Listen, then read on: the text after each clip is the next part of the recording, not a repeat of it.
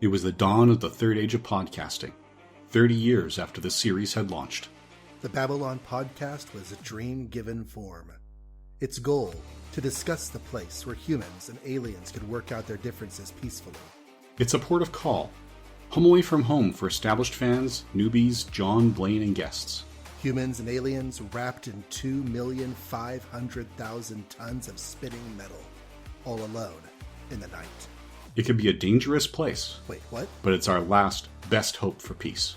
This is the story of the last of the Babylon stations. The year is 2024. The name of the podcast is Babylon 5, 30 years later. Hello, and thank you for downloading this latest episode of Babylon 5, 30 years later. My name is John Wilson. This podcast is a journey through the classic hit science fiction drama, Babylon 5. And I'm not on this journey alone. With me is my friend Blaine Dowler. Hello, Blaine. Hello, John. How are you doing? I am doing all right. Now, normally we take an episode of Babylon 5 and discuss it, pick it apart, think about the things that we liked and didn't like 30 years after it aired. But we are currently in the 30-year anniversary of a broadcast hiatus between the end of Season 1 and the Season 1 finale, which will lead into Season 2. So, during these fun-filled weeks, we thought we would look at the mailbag and see what feedback y'all have been writing in about the various episodes. So we have basically from Grail to Quality of Mercy, except we do have one message about TKO that came in after we did our last feedback. So, without further ado, Blaine, who's starting off? Do you want to do Simon Giles, or am I doing Simon Giles? Yeah, I could do it. Okay. Okay, so Simon Giles was our first commenter. He responded through YouTube on our coverage of TKO to say there's an argument to be made that both stories revolve around respecting tradition. And yes, I can see that. If people recall the two stories from TKO, our A story was about the guy trying to be the first human involved in this tournament. And that's what people were struggling with. So in fact, that guy was trying to break tradition. And then the second story was Ivanova, who had also broken the tradition, not held Shiva. And the rabbi kind of took her to task and said, no, you have to deal with the loss of your father, and this is the way we do that. Yeah, so the fighter had to learn to respect the traditions of the fighting culture he was, barging his way into, and Ivanova just had to come to the point in her coping where she was able to observe the traditions that help her culture find its way through death and grief. So yeah, I like that comparison. It might be the deepest part of that episode. Yeah, I had actually missed that, and I think that might be because the rabbi wasn't coming out saying you have to do it because it's tradition. No, you have to do it because it's unhealthy not to deal with this. Right. And here's how we deal with it. So then we have a comment from Gitwer, also left on YouTube, and this is beginning our conversation about episode 115 at Grail. And they say, I'd completely forgotten about one of those guest stars coming back. So now I've got to remember which guest star that was. So the guest stars we had on Grail were David Warner as Aldous Gajik. And this is the one where Compton had found out he was getting fired. And this was his last episode. So Warner and John C. Flynn were the two that had to step up and kind of take over the direction because the director wasn't. We also had William Sanderson, best known from Newhart as Deuce. Tom Booker as Jinxo in his first credited role. And the returning guest star is Jim Norton as Ombuds Wellington. Okay. And that was Ombuds Wellington who comes back, right? Right, yeah. Yeah, he returns as that character. Okay. Alrighty. All right, so that brings us to our first email from Scott McFadden. There are more than one here. So he writes, so glad that the podcast is back from its hiatus. Which is kind of ironic. We're reading it now in the middle of the next hiatus. These breaks in the broadcast schedule are almost as frustrating as they were 30 years ago when we were waiting for the actual show to come back. I enjoyed Grail despite the backstage chaos that affected it. I don't recall notice anything too bad about it the previous times I've seen it. But now, knowing the behind-the-scenes stuff, I can definitely see moments where Tom Booker's performance as Jinxo is, shall we say, less than polished. Mm-hmm. Of course, he was in a tough situation. Apart from it being his first professional job and getting absolutely no help from his director, imagine how intimidating it must have been for him to play most of his scenes opposite David Warner. You're not just working at a disadvantage, you're doing it in front of one of the finest actors in the business. It's nice to hear that Warner was helpful to him rather than being impatient or scornful. I don't remember when I first encountered the story of the Holy Grail, but I'm sure that I was already familiar with it before Indiana Jones and the Last Crusade came out. I'm a bit older than you two, and I was already in college when Last Crusade came out. It's very likely that I encountered the Grail in at least one of my college classes. I may have run into it even earlier in the vast amount of geeky fantasy reading I did during my misspent youth. In any case, it was fun to see it show up in a science fiction show, and interesting to see Delenn taking it seriously. I remember exactly when the first time I came across the story of the Holy Grail was. Indiana Jones and the Last Crusade. Yep, that was the same for me. I was unaware of the Grail before that, and that kind of led my brother Jim into a fascination with Arthurian legends and such that I never really pursued. But yeah, it started with Indiana Jones.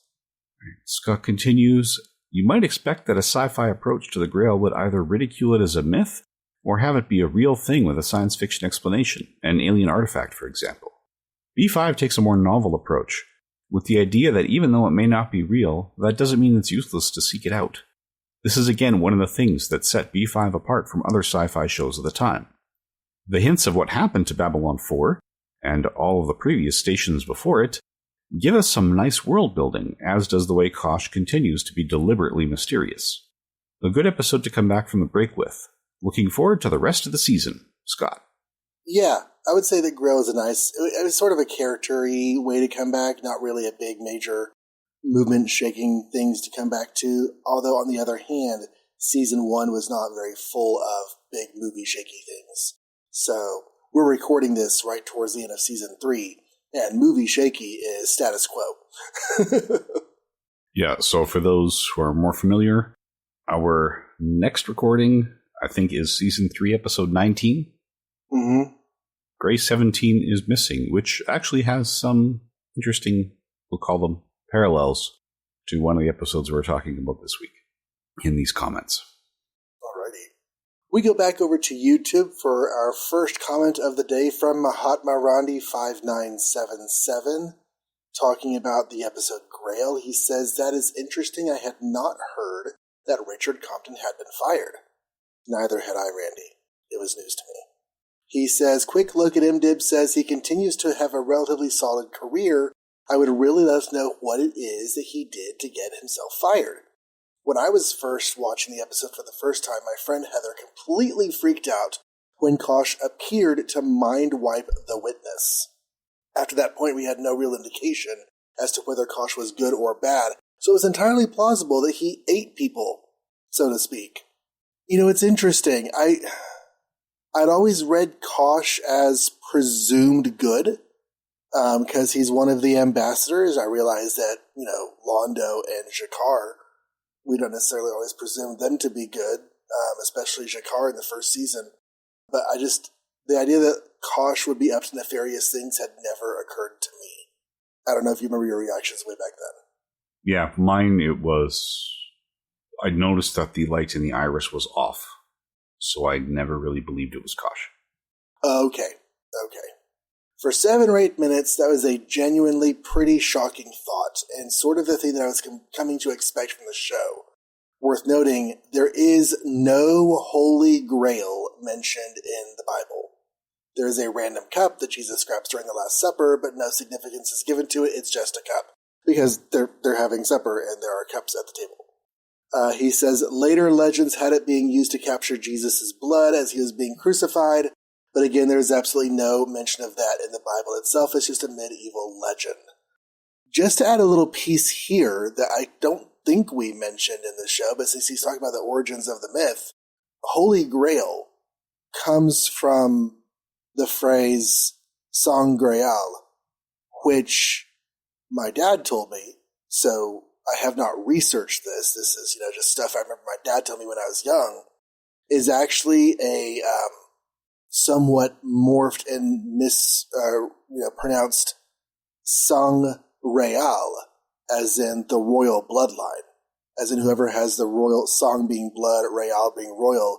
Whoever has royal blood is fit to rule. Whoever has the sang grail, the holy grail, is fit to rule. And you had this phrase that started out meaning one thing and came to possibly mean something else and then develop into this legend. I have no idea how much truth there is to that, but I find it fascinating as linguistics, shift over time, especially when there's no regularly written language or, machine-produced language. Randy goes on to say, as the episode itself mentions, the Grail is known by a bunch of different names and a bunch of different mythologies, including the Cup of the Goddess. Second or time watching this episode, I said they realized the complete absence of any Christian symbols or elements to the way Aldous was dressed. Oh, that's interesting. Yeah, for such a Christian-oriented myth, there's nothing Christian about his presentation. He's carrying a walking stick, not a bishop's crook, does not carry a Bible or anything, and the mantle he wears does not have any crosses or fish or any of that other sort of stuff on it. It does have a kind of Celtic knot pattern worked into it a couple of times, which made me realize that he may not actually be a representative of any Christian order. It could just as easily be some completely unrelated religion, like some kind of Celtic neo-pagan or whatever. I thought this was really interesting, and I have no doubt that it's deliberate. To my knowledge, there is no evidence that King Arthur was a real person or based on a real person. I could be wrong. I haven't looked into this stuff in decades, but that's my understanding. Yeah, I hadn't noticed those wardrobe choices either, but it's a really good point. Right, and that does fit into, what we know of Straczynski's approach to religion on the show. It's not that it's gone, it's just that there's a lot of it still. And the idea that somebody could actually be representing themselves in a representing all and so representing none kind of way. I like that a lot. To my knowledge, Randy, you're right. There is no evidence that Arthur was a real person, as in there's nothing from the era. But we could say the same thing about Jesus. So it is what it is. Yeah, he might be responding because at one point I had a teacher who did lead me to believe that Arthur Pendragon was real, but again, very exaggerated tall tales. Like, they remembered the name, but there was almost no other record surviving except that he was a beloved king, and the rest kind of built around him. We presume that legends, start with something, but we don't know that it did. Yep. So it could be like what you heard from your father. I haven't gone back to double check it. So I may have been propagating a myth. I'm assuming I was the one saying it. I don't remember that episode exactly, because as we said, we're like... I like to blame you, so that sounds good. Yeah, we're 2 seasons later, but since that's what I was thinking when we started recording this feedback, that seems like the most likely source. Anyway, Mahatma Randy 5977's next comment on Grail says, I don't think I understood what you were saying about the languages. Interlac is the space Esperanto you're talking about, but the people on the station who speak English are expressly speaking English. They mentioned that several times in the series, most notably when Delenn specifically says, I'm speaking to you in English, the human language of diplomacy and commerce. So this one, in the Asked and Answered books which compile JMS's online interactions, he says that no, there's no universal translators on Babylon 5. The 3 key pieces the 3 key languages that are spoken on the station are English, because that's the de facto human language, and they're managing the station, Centauri, and Interlac. I reread his comments that I only vaguely remembered when I did that, and yes, when we see interactions with the people running the station, that's English because that's their language. The Centauri also have sections where people speak Centauri because they were also a major contributor, whereas the Minbari did not expect that because of the complexities of their language and a show of difference. And they do have Interlac for those who don't know either of those languages, because Interlac is more widespread. But what we don't see much on screen that's not English. The only scenes we can assume are translated are, when Londo and Veer are in private. We can assume they're actually speaking Centauri. When Delenn and Lanier are in private, we can assume they're speaking Minbari. But anytime the characters are communicating with command staff, we can assume they're speaking English. So even though Interlac is theoretically being spoken on the station, we very likely have never actually hear it, or if we do hear it, no attention is drawn to it, to say, hey, this is a thing. It could also... Yeah, it's probably like background murmur and the Zocalo kind of stuff. Right. It could also just be, a fun nod to the Legion of Superheroes, or wherever it is the Interlac got its start, because that's the earliest place that I know about it. Unless we talked about something being earlier when we were on that episode, I've forgotten it now. But anyways, looking again at YouTube, we have another comment from Mahatma Randy. He says, trivia note, the Nakaleen feeder would have been the first completely CG-rendered creature on television. It was certainly the first one completed, but then the episode sat on the shelf for a few weeks. Meanwhile, over on SeaQuest DSV, they did an episode involving a giant octopus-type creature that had luminescent feces. Oh, delightful. It was just a bad show. Anyway, that was done after Grail was finished, but aired prior to Grail, meaning that the feeder was not the first fully CG character on television, subject which seemed to annoy JMS on CompuServe, as I recall, because it beat it by like 10 days. Yeah, I can see how that would be annoying, because you do this thing, and you're like, oh, we can make a fully realized creature just in the computer. Fantastic. No one's ever done this before. And then while you're waiting to air it, you see another TV show do it. Yeah, that would be frustrating. Yeah, I remember SeaQuest. I remember watching it pretty regularly during the first season when Steven Spielberg was one of the producers. Much like Earth 2, he was producer on the first 13. And both of those shows took left turns when Spielberg left. So I haven't seen them since I was a teen. The parts I liked, I may not enjoy as much now. But I do remember both of them started well, Spielberg left, and then what just happened to the show I enjoyed, because it's hard to enjoy now. All right. So, now we have an email from Ryan Wilson. The subject line is Feedback 2 and Grail. So about the Feedback 2 episode, Blaine, you apologized for getting the episode out late. Your real life comes first, so no apology is needed. I assume whatever the issue was is John's fault anyway. No, that one was all me. So to try and prevent that from happening again, we are recording this a little earlier than we anticipated. So if some of your feedback in this period doesn't get included, we apologize, but it'll be top of the list next time. Mm-hmm. We will definitely get to it, just maybe not in time for this recording. Yeah, we just had to step up our schedule a little bit because I have changed schools again. And once again, that means I'm teaching a pile of courses I've never taught before, some of which were invented by this school. So while they've shared their resources with me, there's no outside resource to draw from yet either. So we're recording a week earlier than we anticipated just to give me that extra editing time on top of everything else.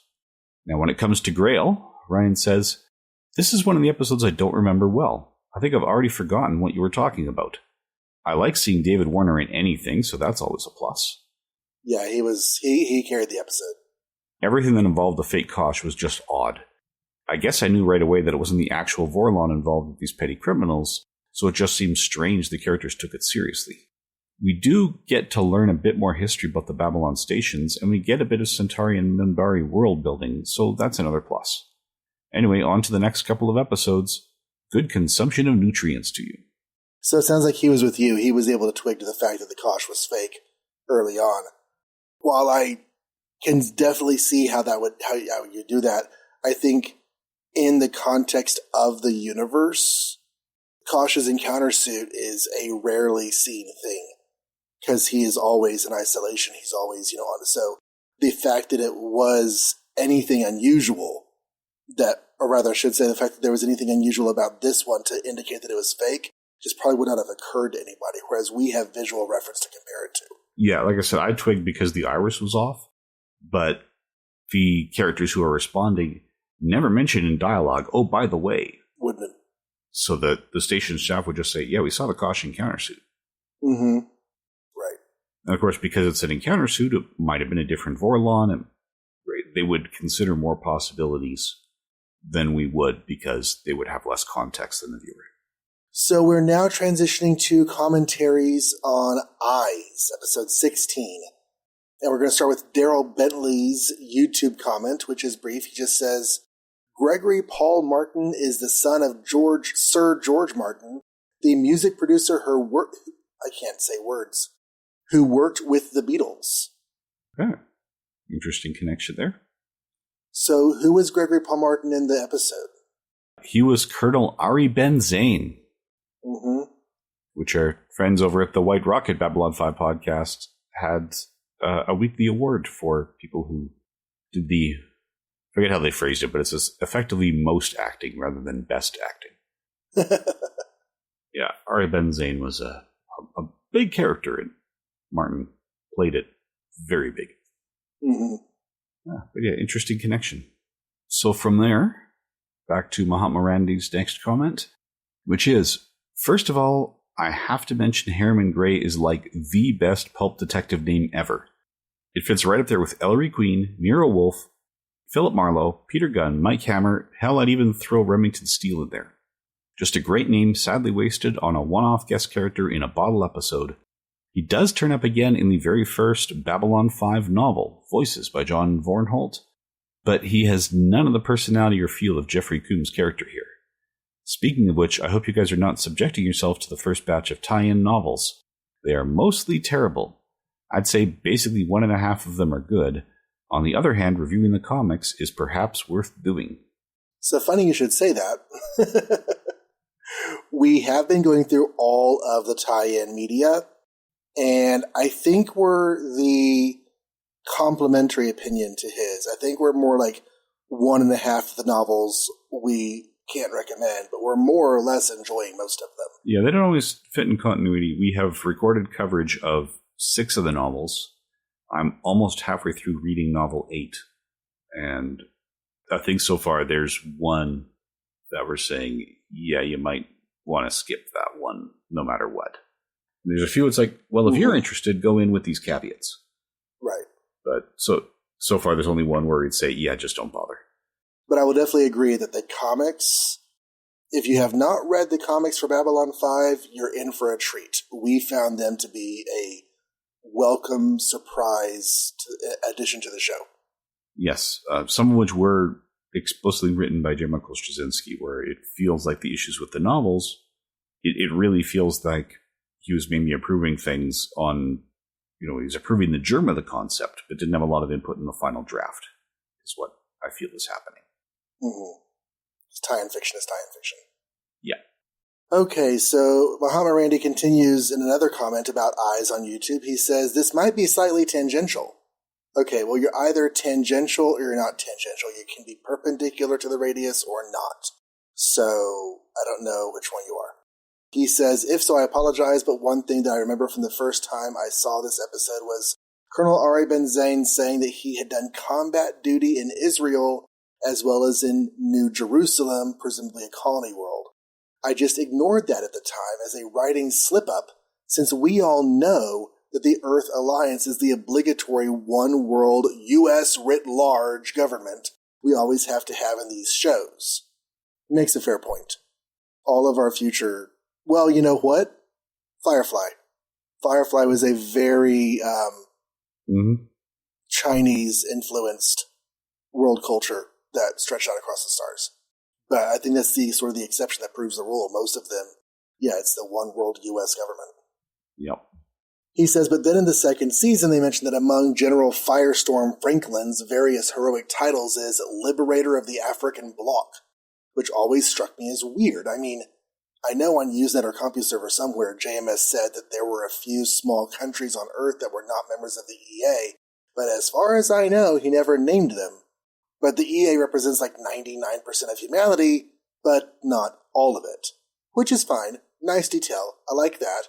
But who the hell was Ari fighting in Israel? He looks to be about 40 or so who the hell was he fighting in Israel no more than 10 years prior to the Earth-Minbari War? And who exactly was General Franklin liberating the African bloc from? Alligators. It's got to be alligators, Blaine. Yeah, or, maybe some of that Australian wildlife has gotten further out, because that's like universally hostile, isn't it? Yeah, it could be. He makes a very good point. If you have a war, you have to have not only the one side, but you have to have the other side. So whom is Israel fighting, and whom are we liberating Africa from? That's a great question. What would be the aggressors that we're fighting against there? Randy goes on to wonder, I mean, we are never told how old the Earth Alliance is, but a fair guess is over a century. And Randy goes on to mention a season 2 episode where a character who has a bit more historical perspective does not seem terribly fazed by all these EA military types running around, but they are amazed by the aliens. So presumably the EA has been around for at least 100 to 130 years, so the fighting in Africa and Israel couldn't be part of some kind of unification war or something. So I mean, what? Is the EA really prone to civil wars? To that, I would suggest that a planet is a big place. And while you are trying to keep everything going smoothly, I think it's conceivable that there could be some eruptions of conflict within. Yeah, that's it. And the other thing I was thinking was it may have existed, but it may not have been as widespread prior to the Earth-Minbari War. I could see that having a unifying effect. So the EA might have gone from... Oh, much like the Civil War did to the United States. Yeah, so that... Right, the Earth-Minbari War might have taken EA from like 60 to 65% of the planet to 95% of the planet.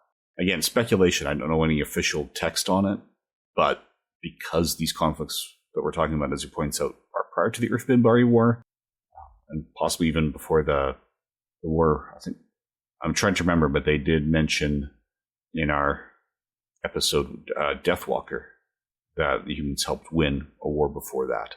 So those both could have had unifying impacts on the world. That's just pure speculation on my part. Right. One of the things that I never really got in grade school, but that I got later on in college when I was looking at history, is that before the American Civil War, the United States was much more a collection of united states. And after the Civil War and breaking apart and Reconstruction, reforming and joining the Union, the country treated itself and looked at itself much more as a unified whole with subdivisions. And that's just two very different ways of approaching the country. And so the Earth Alliance could have gone through a similar transition through some other means of going from a bunch of sectors of the world working together to a more unified front. And I can see how the Earth-Minbari War might have been a catalyzing event for that. So before the Earth-Minbari War, yes, this is the Earth Alliance, and yes, we're all working together, but what happens if two big chunks of your Earth Alliance have problems with each other? I don't know. I do think that does fit into the shades of gray humanity future that JMS is using for this Babylon 5 world. The idea that the Earth Alliance is not a homogeneous whole. Yep. So shall we move on to Ryan's next email? I'm here for it. All right. So Ryan Wilson gives us our last input on Eyes and the first input on Legacies. About Eyes, he says, not a favorite, but I always like to see Jeffrey Combs in anything. Yes. I like that we get a different kind of telepath than Bester in a Psychops. It's good to see that not everyone who is a part of a suspicious organization is necessarily corrupt or has a dangerous agenda. It helps to humanize telepaths and also to make Ivanova face up to the idea that they aren't all out to get her or everyone else. There will always be workplace politics. Would somebody really endanger a whole station just to get ahead? Probably, if their ego was big enough. Yes, I will believe it, because humans can sometimes be terrible. The motorcycle stuff is fun too. One of the drawbacks of a small 6 or 8 episode seasons is that there's less time for character building stuff like this. I forgot when the motorcycle stuff happened. Okay, it's in Eyes. We are almost to that point in my watch through with Mindy. So, yeah. She's a bit of a gearhead. Okay. All right.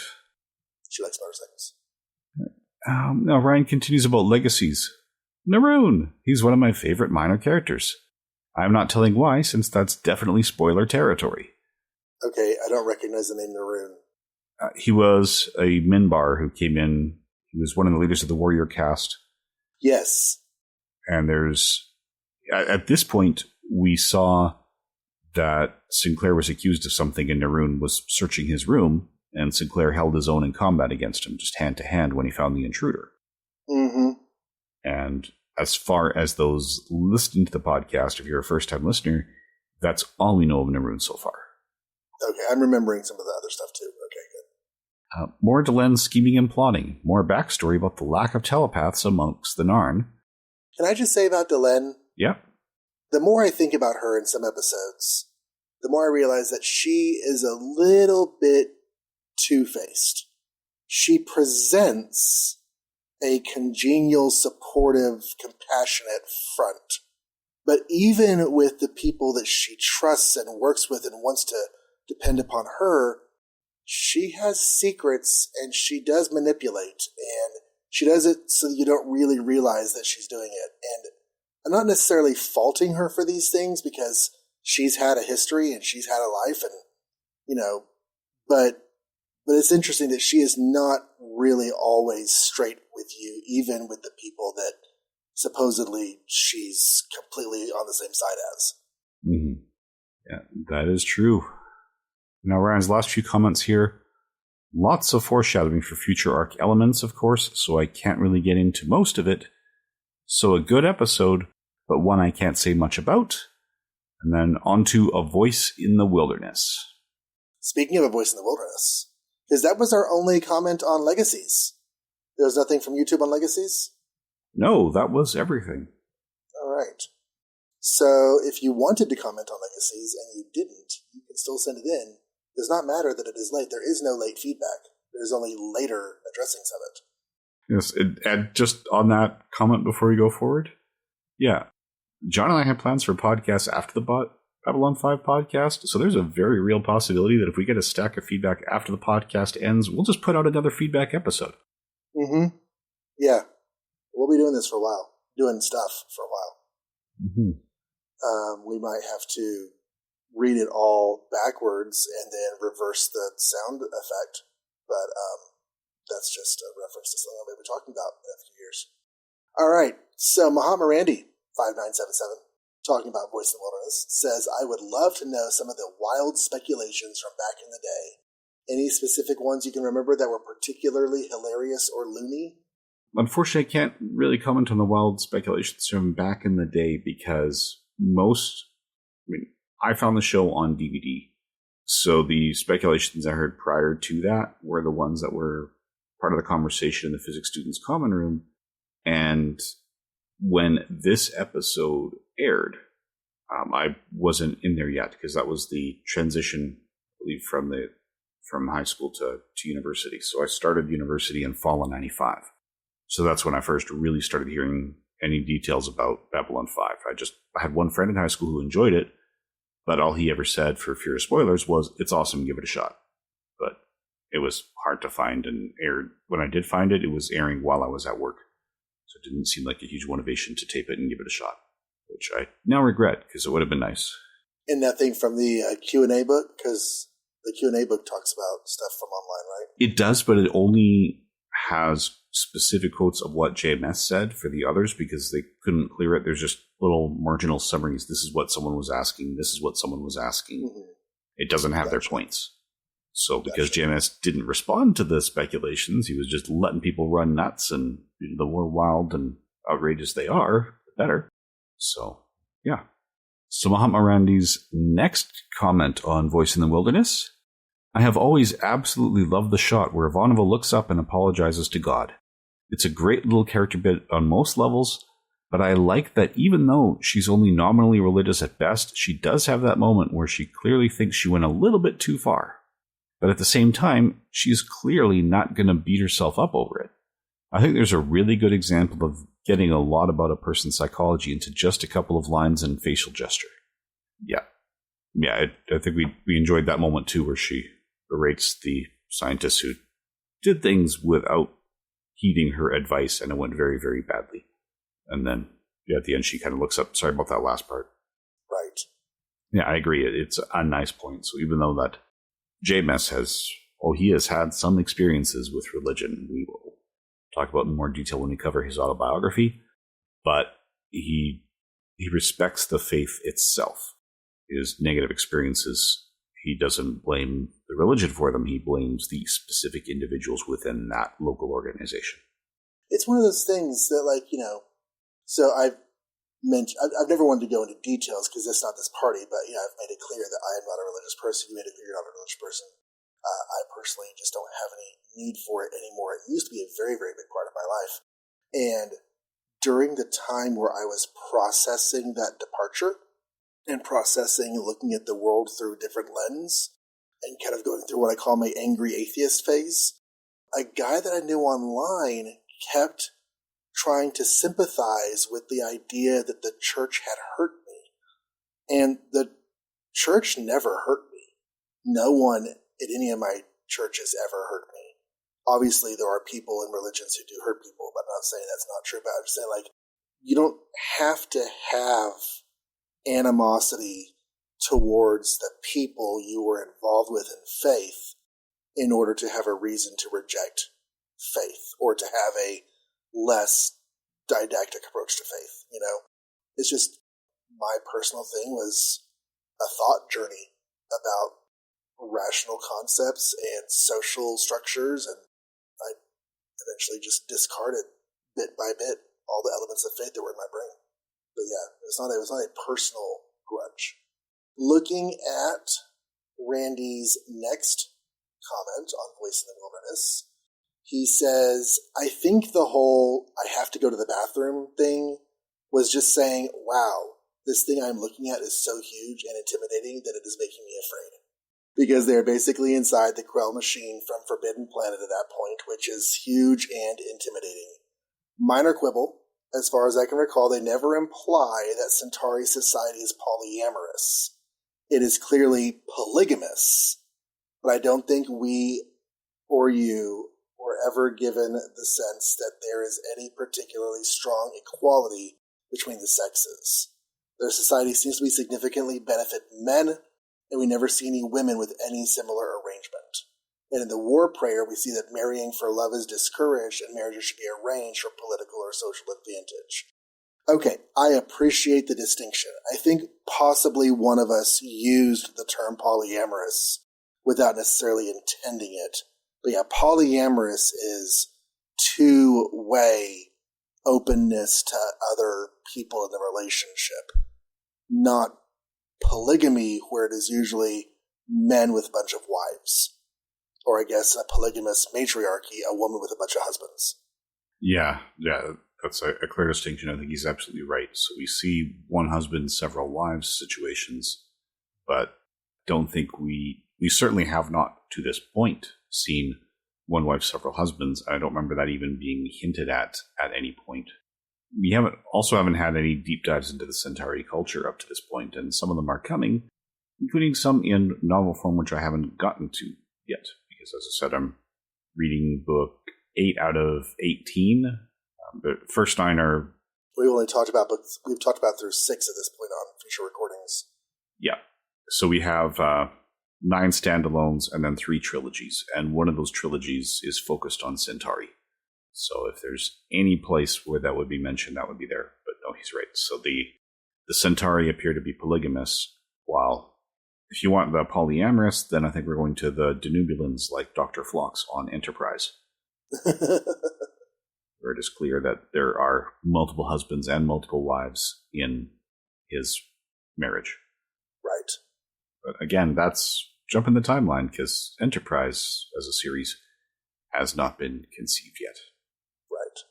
All right. So Randy's next comment on Voice in the Wilderness, this is actually specifically part 1, is this episode has always seemed a little bit bloated to me, for the obvious reason that it is everything significant of it could have been fit into a single episode, or arguably elements of it could have been dropped into the B or C plot of a more standard episode. It's not a huge criticism. Some scenes, such as Drawl going on about the Sea of Stars, just goes on forever, though there are a couple of good lines in there, and certainly would have been trimmed down in a conventional episode. On the other hand, you get the whole hokey-pokey scene, which certainly would not have happened in a conventional episode because it adds nothing apart from some laughs. So that's a pretty wonderful scene we would not have gotten had this not been fattened out to a 2-parter. I remember watching this episode for the first time with a friend of mine, and she said, it's so weird that they've left the station. Agreed. I remember, never going to Earth and never going to Mars, always being on the station. So even just leaving the station and going to the planet below was unusual. But Also agreed, because like we said in the discussion, this was conceived as as a single episode that was expanded at the request of either networks or other higher-ups to make a movie-sized story they could market the same way they marketed The Gathering. Yeah. Yes, that was it, because it was the Gathering video sales were doing very well in Europe, so they were looking for something to go along with that. So that takes us to an email from Scott McFadden, also on A Voice in the Wilderness. He says, "Hi, fellas." Hi, Scott. "I bet you thought you were rid of me, huh? Well, you just keep on skulking around back there, Scott, so I guess we're going to have to put up with you a little bit longer. Sorry to go silent for a few weeks. Unfortunately, real life got a little hectic, and I just couldn't find time to send you any feedback for a while. But now my comments are back, and hopefully better than ever. I thought that I would comment on both parts of A Voice in the Wilderness. Alrighty." He says, "Blaine's revealing that this set of episodes was requested by the network for the purposes of selling it as a movie to markets overseas was surprising to me, but I think that this background goes a long way toward explaining why this is, as you both noted, a story that is more plot-driven than character-driven. They were at least somewhat targeting audiences who might not have seen the rest of the series, and so the narrative had to be more or less self-contained. Even when there are a few elements that are important to the larger world building, such as Garibaldi's relationship with Lise Hampton, Londo's longing for the now-vanished glory days of the Centauri, etc., they are presented in such a way as to stand on their own if this is the only B5 you are able to see. Garibaldi's story is apparently resolved. His old girlfriend is alive, but she's moved on, and so he won't be able to rekindle the relationship. And Londo longs for the great days of the past, but at least he got to relive them a little bit by piloting the ship down to Epsilon 3. Yeah, I like the way he frames that. There's everything about this that helps to build the expanded world also gets closure within the episode. There's not really anything left dangling except for the end of the episode where Drawl stays. And it's not so much a dangling plot thread as ending of that story. Yeah, I say ending of that story within the framework of this episode's narrative. Obviously, there are ramifications for the future. Yeah, it's a change of status quo for Drawl, which may or may not be revisited. Mm-hmm. But the idea that, hey, there's this machine, it had somebody else running it, and now we got to have somebody new to run it, so let's put the guy who was going to retire and go, let himself be euthanized, I think was his destination. That is a narrative closure to that concept within this episode. And yeah, it really can just be sold as a movie within the Babylon 5 universe. Yeah, and if I recall, I don't think it was going to be anything as active as euthanization. I think he was just going to go live out the rest of his days knowing there weren't many left. Okay. She was really upset that he was making that choice. She was really sad that he was going off to do it, so I thought it was something a bit more ultimate. Maybe not, though. Speaking of Londo, Scott says, "I really enjoy him in this story. He has a certain joyful silliness in a lot of his scenes, such as his efforts to cheer up Garibaldi while sneakily getting a free drink out of it, or his efforts to understand the hokey pokey. I love this comedic side of Londo. Hopefully it's not too much of a spoiler to say that he won't always be like this, so I appreciate it while it's here." Joyful Londo. Such a nice thing. Sorry, that's just me agreeing with his comment there.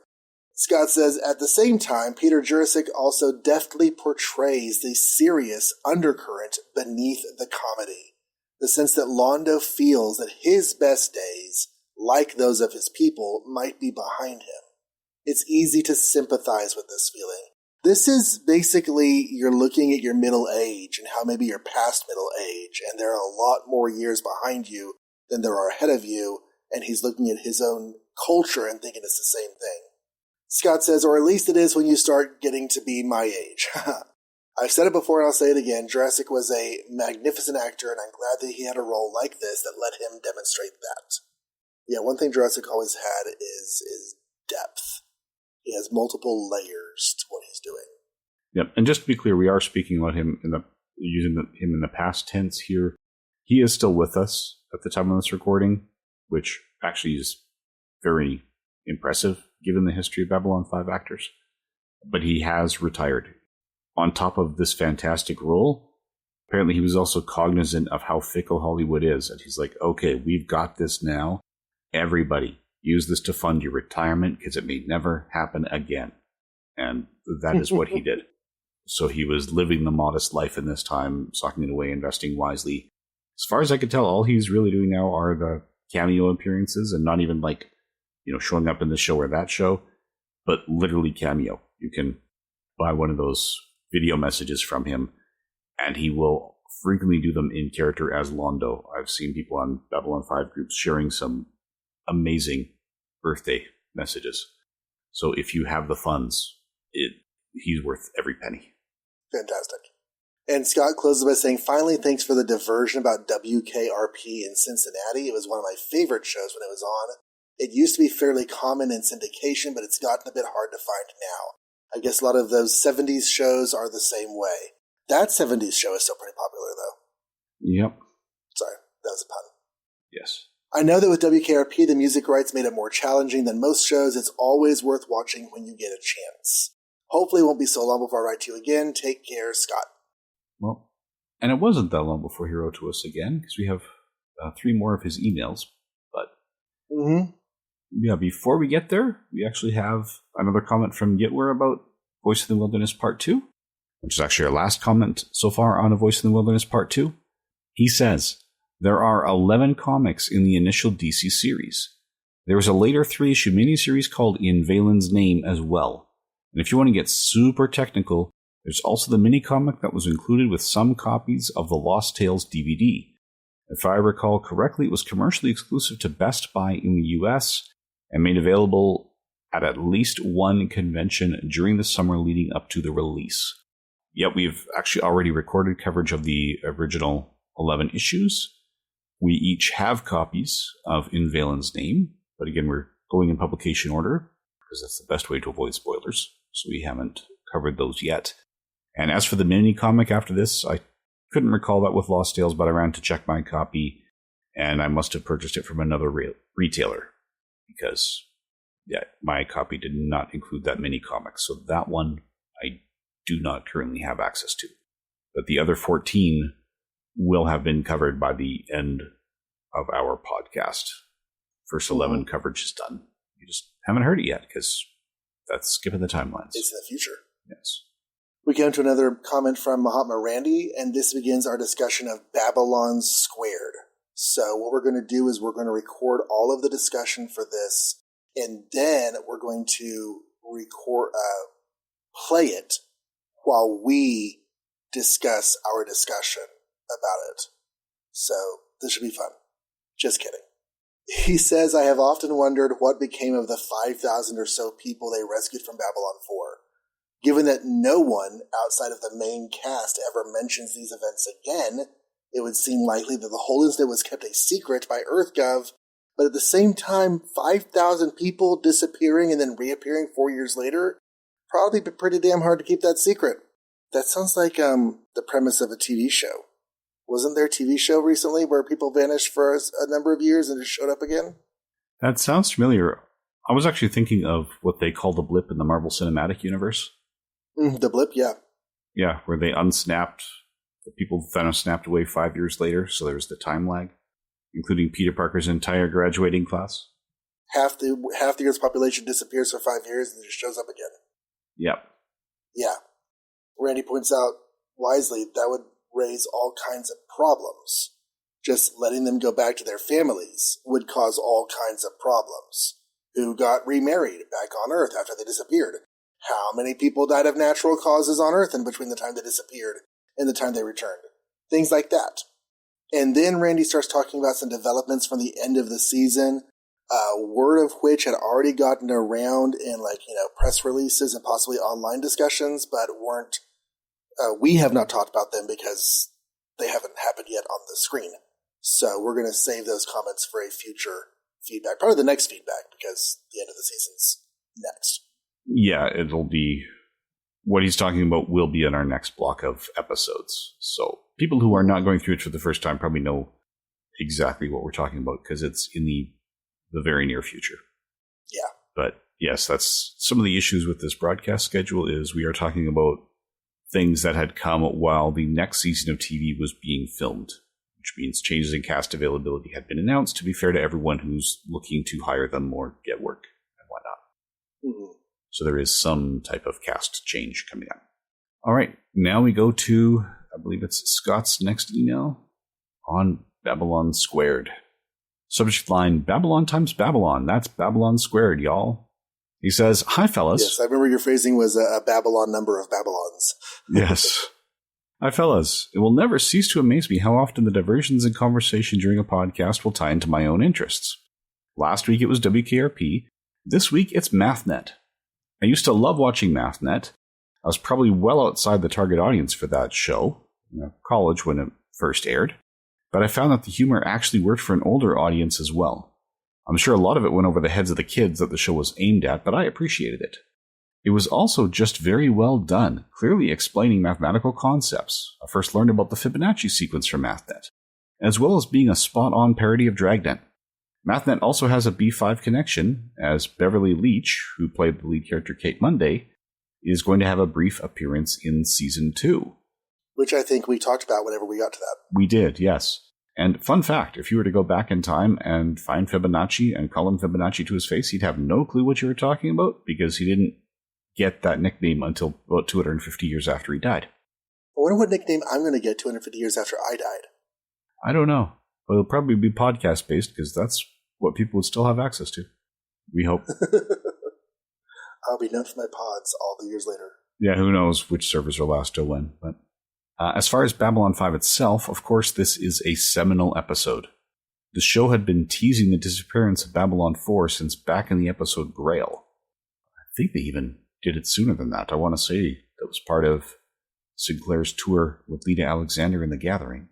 Anyway, Scott continues, and here they follow up on it. I'm pretty sure this is the first time B5 has dealt with time travel, which can always be tricky for science fiction shows to pull off convincingly. I think that overall B5 does it pretty well. I will refrain from saying any more at this point, lest it spoil things, but it was fun to see this episode. It really contributes to the overall universe of B5, and lets us know that the backstory about prior Babylon stations is not just backstory, but is part of the ongoing narrative. Mm-hmm. That was what I appreciated as well. I love Tim Choat's work as Zathras in this episode. Like you guys, I never noticed him in anything else, even though I know that I've seen him in other things he's done. In particular, IMDb tells me that he was in 2 episodes of Newhart, R.I.P. Bob Newhart. I saw every episode of that show at least once, but Tim Choate never stood out to me. As you said, both the makeup and the voice make it difficult to spot him in more conventional roles. I'm looking forward to some of the extra stuff you're planning during the hiatuses. I'm especially looking forward to your discussion of Masters of the Universe. That's another show I watched a lot back in the day, despite being probably too old for it. Hopefully you'll also get around to The Real Ghostbusters, another cartoon that I remember fondly. Thanks again for another great episode, Scott McFadden. We have already recorded our Masters of the Universe discussion, and I am still eagerly looking forward to our Real Ghostbusters discussion. Yes, we have a few others. We've actually recorded He-Man, we have recorded She-Ra, and next in the pipe is Jace and the Wheeled Warriors, which I've already started working through those episodes on DVD. All right. That takes us to Mahatma Randy's first comment on Quality of Mercy. Surprised we didn't get more on Babylon Squared. That's okay. Something I really genuinely liked about this episode is that people within the Babylon 5 universe have different opinions on serious issues. As you pointed out, the Federation in Star Trek is generally assumed to be infinitely wise and infinitely just blah, blah, blah, blah, blah, blah. So we never really question any other decisions in any meaningful way. Or at least we're not intended to. Particularly in the Next Generation era, we're just told this is the right thing to do, and do not question it. In Babylon 5, it is very obvious that the death of personality, while obviously intended as a humane option to the death penalty, is pretty messed up. Yes, they don't technically kill you, but at the same time they absolutely do kill you because honestly, what is a man other than the sum of his memories? If you take away my memories and implant false ones and change my root personality as well, I am clearly not the same person. So in reality, it's no difference in the death penalty. And then on top of that, Garibaldi straight up says he thinks it's stupid. Garibaldi is clearly in favor of an actual death penalty and does not think that mind wiping someone and then having them clean toilets or whatever for the rest of their life is justice for anybody. Before we go on with his other comments, I was just, as he was talking about how it's a de facto death penalty without being an actual death penalty reminds me of the first Superman stories regarding the Phantom Zone. When the Phantom Zone projector was first discovered, it was in a box of forbidden weapons made by Jor-El that somehow also landed on Earth with Clark's ship. The Phantom Zone, as a criminal punishment, was deemed inhumane and too much of a thing to condemn someone to an ethereal existence for, ever basically, or for however long, was considered not a good course of, justice. And after that first story where that is described, that aspect of it is never talked about again. Because the very next Phantom Zone story, you have Mon-El. And then you have, all the Phantom Zone criminals constantly being, brought back into the stories and stuff like that. So this idea that not killing people in a way that effectively kills them is not any more humane than a death penalty, and maybe even less, is, definitely some points there. Randy says, I really appreciate that the Babylon 5 Society is much more vital and active than the one in Star Trek or in most other science fiction shows. People actually debate these issues. There are real-world limitations and concerns that cannot be simply hand-waved aside with some technobabble, Treknobabble.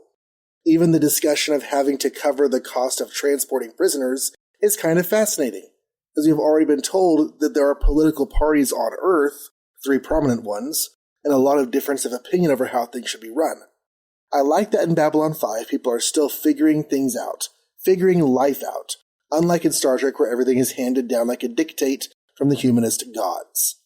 As a side note, I do love that within a few episodes, no more than 10, we will have a pretty solid understanding of how EarthGov works, what it does, how it does it, and so on, whereas after 30 years by this point, we still had no idea what the Federation government was like. Yeah, that's true. We some understanding of how the Federation works, or we have some understanding of Starfleet, but not of the Federation. We know there's a council. We know there's a president. We don't know much more than that. Yeah, a lot of that comes down to, as he says, on the whole, it's a good organization. You get the odd Badmiral because, there's stories to tell with conflict when you're getting horrible orders you have to follow, and that means they have to be of a higher rank than your captain. Mm-hmm. Unfortunately, those are pretty much the only admirals we see in Starfleet, so it makes people ask, how are they deciding the admirals? What is going on here? Because they're awful. Right. So Mahatma Randy's next comment is, Monkey Shines is pretty good. JMS did say in a magazine somewhere that he might bring the Rosen Doctor back at some point in the future if he could think of some reason to do it. I don't remember Monkey Shines. Yeah, I don't remember. What was the topic on that? Yeah, I don't remember where that came from either. Okay. And the Rosen Doctor? The Rosen Daughter. So this was the episode where the Doctor, played by June Lockhart from Lost in Space, had the energy transference machine, and Franklin was involved with her daughter. Yes, that's right. They were okay. So he did have thoughts to bring her back, but he just didn't. Okay. Yeah, it was one of those. He's open to it if the story is right, and at least up to this point in the recording, when we've only seen her in our most recent episode, the story has not been right. Mm-hmm. And then Randy's next comment says, I read an interview with him in, I think, Science Fiction Universe, where Bill Mumy said that the day they shot the fight sequence was his absolute favorite day in his entire career. It was filmed on February 1st, 1994, which was his 40th birthday. His wife and his son were actually on set watching him, so that once they got done shooting for the day, they could go out to a nice birthday dinner. He also said that it was his first ever fight sequence as an actor, the first time his kid ever saw him work, and in between scenes, he got to hang out with June, whom he adored. That's cute. I love that.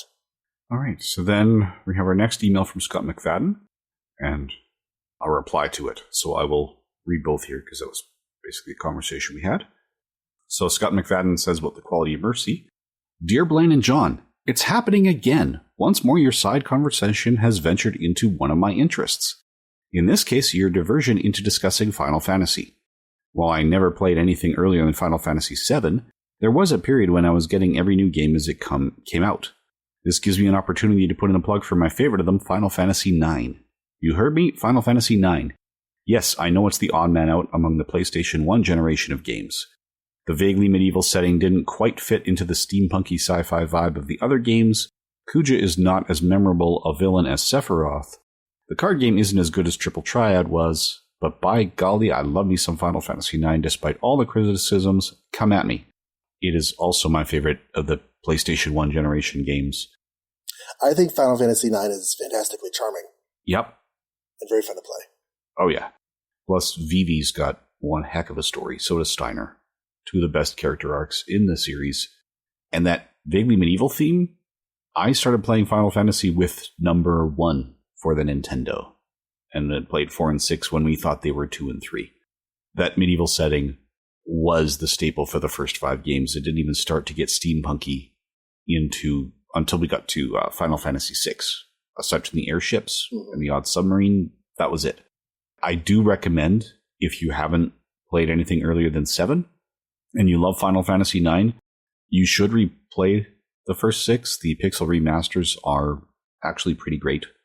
They even have experience and guild accelerators, so you could acquire experience and money at anywhere from, I think the options are 0, 0.5, 1, 2, and 4 times the normal rate, which can help move things along if you're pressed for time and don't like a lot of the grinding.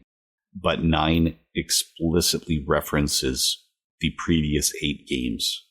And it's not as obvious if you've only played the PlayStation 1, because at that point there's just that one weapon shop.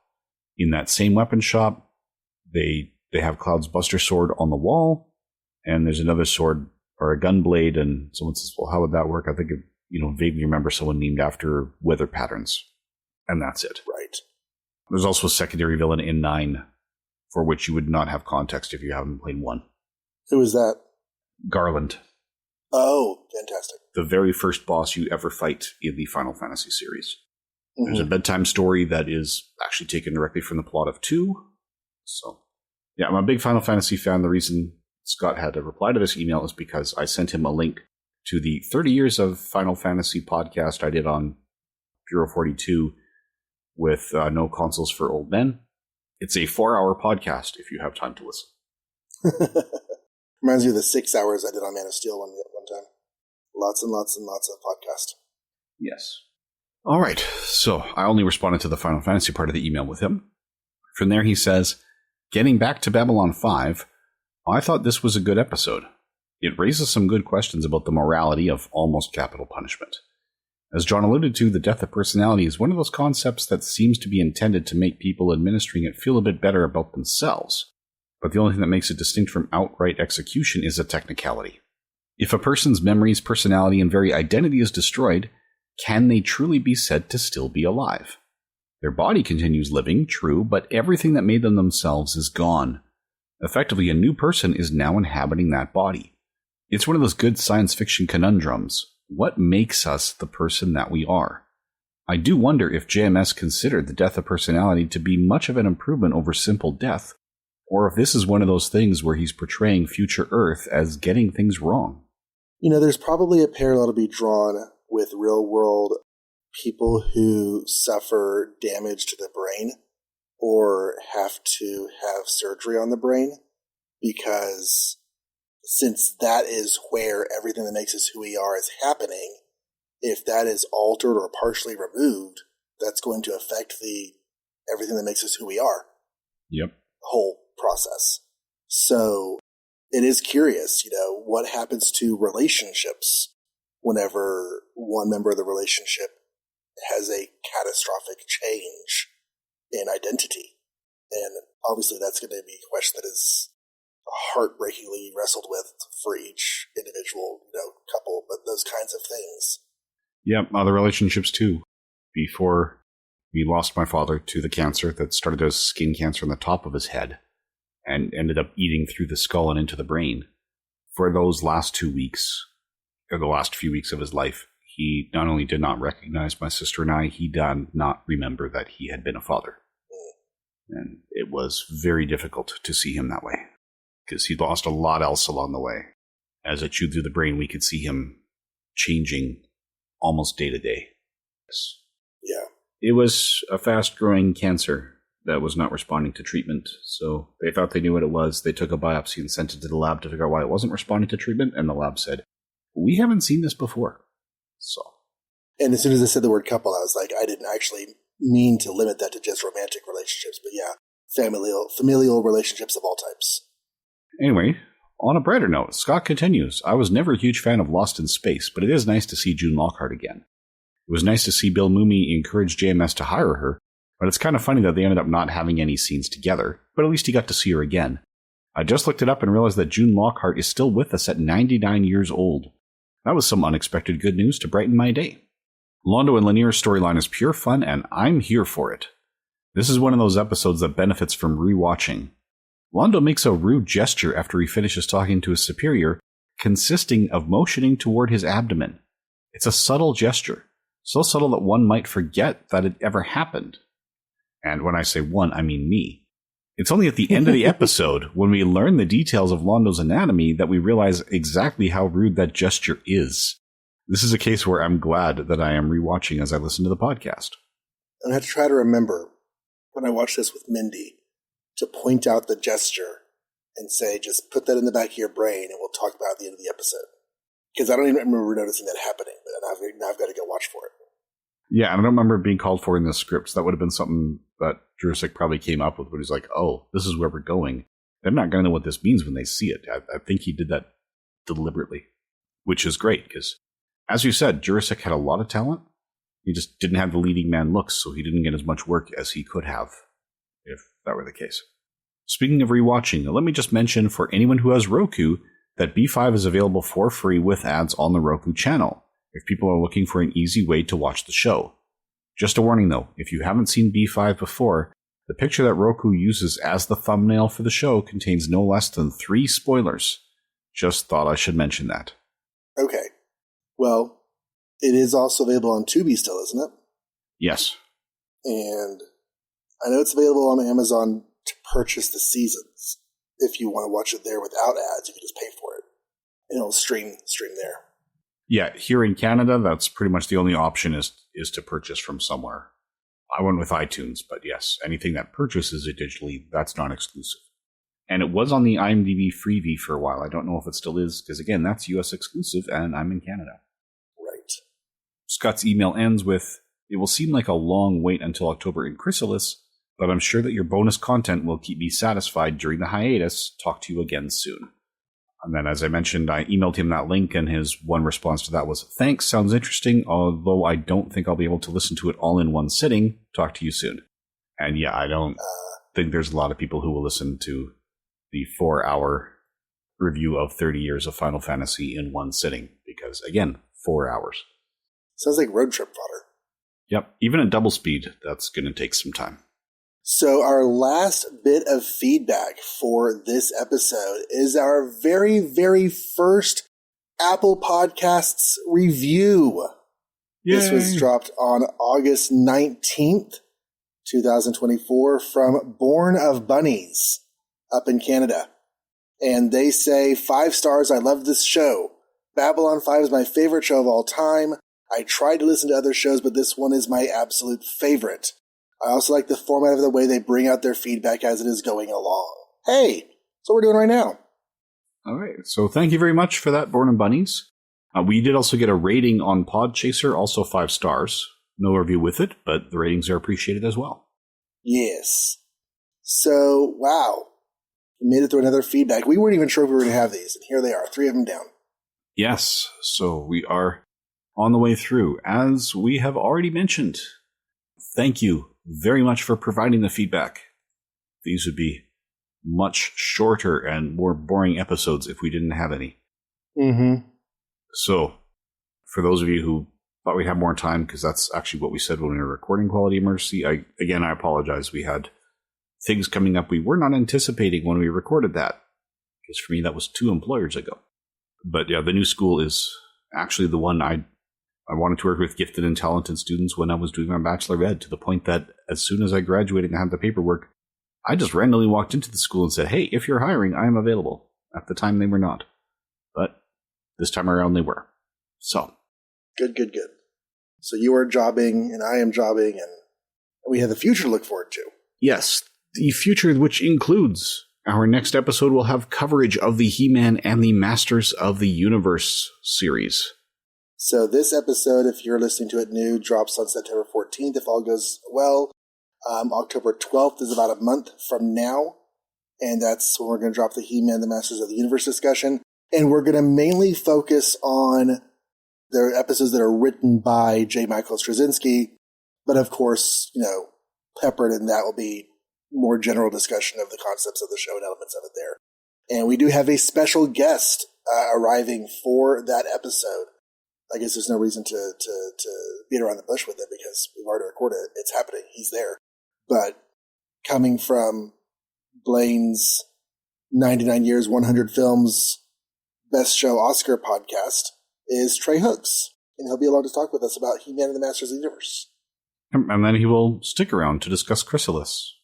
Mm-hmm. We just put him in the closet and pulled him back out again. Yeah, and if memory serves, we actually recorded the Chrysalis one first.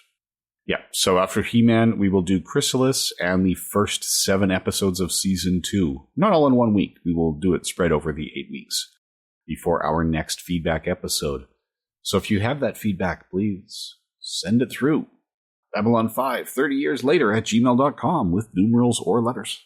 So we still have pretty much a solid 2 months until the next proper Babylon 5 coverage comes back. But halfway between now and then, we'll have He-Man, the Master of the Universe.